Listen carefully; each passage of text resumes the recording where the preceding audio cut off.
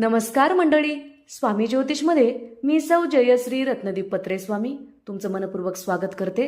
तर मंडळी, आपण आजच्या व्हिडिओत देवासमोर धूप लावण्याचे महत्त्व, धूप कसा लावावा, देवाऱ्यात धूप कोणत्या जागी ठेवावा, यामुळे आपणास लाभ होईल आणि पूजेचे संपूर्ण फळ आपणास प्राप्त होईल। तर मंडळी, घरात या 2 दिवशी अगरबत्ती चुकूनही लावू नका, याविषयीची सविस्तर माहिती आपण या व्हिडिओत पाहणार आहोत। व्हिडिओला सुरुवात करण्याआधी चॅनलला सबस्क्राईब करा, बाजूच्या घंटीला ऑल करा, त्यामुळेच मी टाकलेले प्रत्येक व्हिडिओ तुम्हाला पाहता येतील।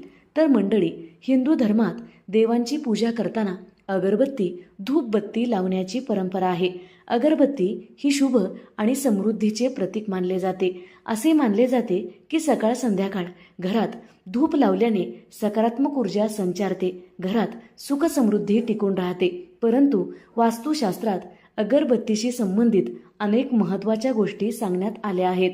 वास्तुशास्त्र सांगतं की विविध देवतांची पूजा विधीवेळी अगरबत्ती वापरली जात असली तरी आठवड्यातील 2 दिवस अगरबत्ती वापरण्यास मनाई आहे।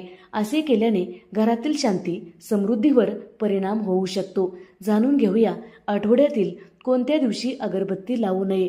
अगरबत्ती लावण्याचे फायदे।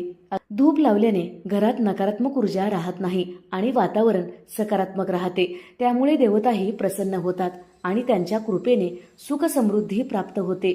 अगरबत्तीचा धूर हवा शुद्ध करतो आणि हानिकारक जीवाणू नष्ट करतो। अगरबत्ती व्यतिरिक्त धूपबत्ती, कापूर लावून देवांची पूजा करणे देखील शुभ मानले आहे। 2 दिवस अगरबत्ती लावू नये, ते कोणते दिवस आहेत बघा। वास्तुशास्त्रानुसार घरामध्ये धूप लावल्याने सकारात्मक ऊर्जेचा संचार होतो, त्यामुळे वातावरण प्रसन्न राहते। जवळजवळ प्रत्येक पूजेमध्ये उदबत्ती आणि धूपबत्ती लावली जाते। ही पूजा मंदिरात किंवा घरात केली जाते। धूप आणि उदबत्ती शिवाय पूजा अपूर्ण आहे। अगदी घरातील प्रवेश उद्घाटनासारख्या शुभ मुहूर्तावर सुद्धा आपण धूपबत्ती किंवा अगरबत्ती लावत असतो। लोक पवित्र नद्यांना भेट देताना दीपदान करण्यासह धूप सुद्धा लावले जाते। असे का केले जाते, तुम्ही कधी विचार केला आहे का? त्याविषयीची माहिती सुद्धा आपण या व्हिडिओत पाहणार आहोत। उदबत्ती आणि अगरबत्ती हे सुगंधामुळे वापरले जाते, जेणेकरून पूजेदरम्यान वातावरण सुगंधित राहील। वातावरणातून नकारात्मकता दूर व्हावी आणि सकारात्मकता त्याच जागी प्रवेश करावी, म्हणून आपण उदबत्ती किंवा अगरबत्ती लावत असतो। धुपाचा पसरलेला सुगंध मनाला शांती देतो आणि एखाद्याला खूप छान वाटते। यामुळे व्यक्तीच्या मनात शुद्धता आणि शांती देखील येत असते।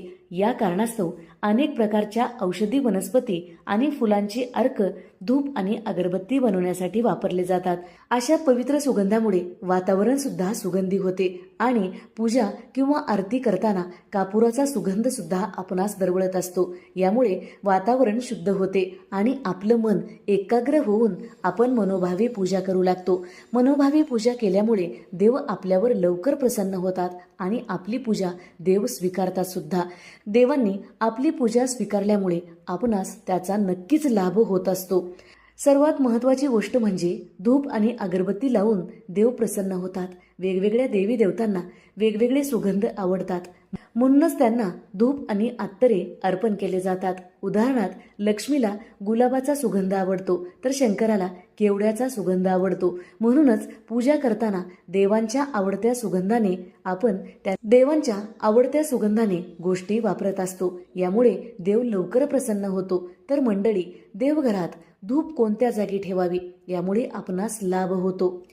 तर मंडळी, उदबत्ती घरात जाळू नये असं वास्तुशास्त्र सांगतं। उदबत्ती किंवा अगरबत्ती घरामध्ये जाळणे अशुभ मानले जाते। उदबत्तीमध्ये किंवा अगरबत्तीमध्ये बांबूची काडी वापरली जाते। बांबूची काडी घरात जाळणे शुभ मानले जात नाही। वास्तुशास्त्रानुसार घरात बांबू जाळल्याने घरामध्ये नकारात्मक ऊर्जा प्रवेश करते। तर मंडळी, धर्मशास्त्रानुसार बांबू हे मृत्यूच्या वेळी वापरले जाते, यामुळे याचा वापर आपल्या मंदिरासारख्या घरामध्ये चुकूनही करू नका। जर तुम्ही तरीही अगरबत्तीचा वापर आपल्या घरात करत असाल, निदान रविवारी किंवा मंगळवारी तरी घरात अगरबत्ती लावू नका, कारण वास्तुशास्त्रानुसार मंगळवार आणि रविवार बांबू जाळण्यास शास्त्रात निषिद्ध मानले आहे. यामुळे रविवार आणि मंगळवार अगरबत्ती लावू नये. या 2 दिवशी घरात अगरबत्ती जाळल्याने मानसिक आणि आर्थिक नुकसान होण्याचा धोका असतो. यामुळे घरात गरिबी येते आणि कुटुंबात तणाव राहतो. असे मानले जाते की यामुळे आपले नुकसान सुद्धा होते.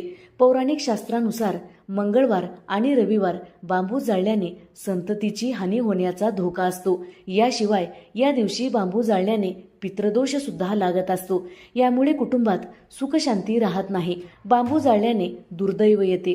तुम्हाला आर्थिक संकटातून जावे लागते. यामुळे या 2 दिवशी शास्त्रात अगरबत्ती जाळण्यास मनाई सांगितलेली आहे. तर मंडळी, घरामध्ये एवढे सगळे नुकसान जर अगरबत्ती जाळल्याने होत असेल तर आपल्या घरामध्ये उदबत्ती या 2 दिवशीच काय, इतर दिवशी सुद्धा वापरू नका. तर घरामध्ये धूप लावावे, त्याचबरोबर ऊद बाळावे. सर्वात शुद्ध आणि पवित्र म्हणजे गाईच्या गोरीवर आपणास गुळ आणि तूप टाकायचं आहे आणि त्याची धुरी आपल्या घरात द्यायचं आहे. यामुळे घरात सकारात्मक आणि पवित्र वातावरण तयार होते. याचा परिणाम संपूर्ण घरावर सकारात्मक पडत असतो. म्हणून हा उपाय करावा किंवा ऊद बाळावा, गुगल बाळावे. पण अगरबत्ती चुकूनही घरात लावू नका. अगरबत्ती लावण्याचे फार नुकसान आहेत आणि याचा परिणाम आपल्या आरोग्यावर सुद्धा हानिकारक पडू शकतो. म्हणूनच अगरबत्ती घरामध्ये चुकूनही जाळू नका. घरात अगरबत्ती जाळू नये हे विज्ञान सुद्धा मानते. अगरबत्ती जाळल्याने त्याचा धूर आपल्या शरीरात जात असेल ते स्मोकिंग केल्यासारखे हानिकारक मानले गेले आहे. म्हणूनच अगरबत्ती घरात चुकूनही जाळू नका.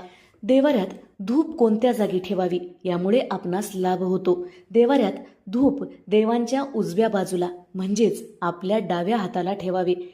यामुळे आपणास पूजेचा संपूर्ण लाभ मिळेल. वास्तुशास्त्रानुसार देवांच्या उजव्या भागाला म्हणजेच आपल्या डाव्या हाताला धूपाच्या सुगंधामुळे देव प्रसन्न होतात आणि हीच दिशा धूप ठेवण्यासाठी उत्तम मानली आहे. जर व्हिडिओ आवडलेला असेल तर नक्की लाईक करा, शेअर करा, सबस्क्राईब करा. बाजूच्या घंटीला ऑल करा.